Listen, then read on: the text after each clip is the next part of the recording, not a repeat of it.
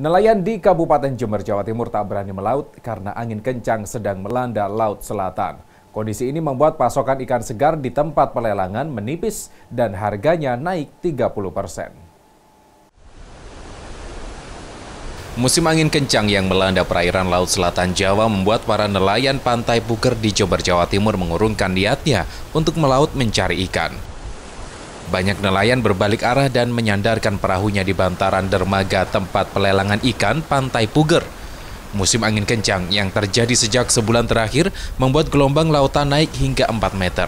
Nelayan pun tak berani melaut karena membahayakan keselamatan mereka. Sekarang ombaknya besar, anginnya ya besar, nelayan ada yang balik semua, ikannya ada sedikit. Takut melaut? Takut melaut.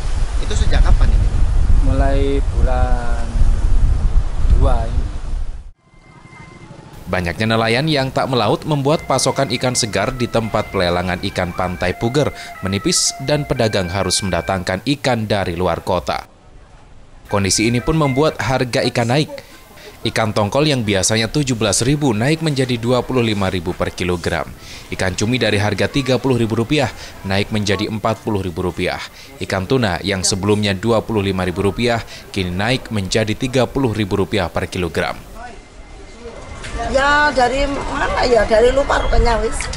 Dari pantai utara ya? Tapi untuk saat ini memang harga mengalami kenaikan. Iya. Di sini mas apa itu? Keceklik. Laib katanya orang Puger itu laib. Harga ikan naik berarti? Iya, harga ikan naik, jadi laib. Musim angin kencang ini diperkirakan berlangsung hingga awal bulan April 2018. Hernawan Mustika, Kompas TV Jember, Jawa Timur.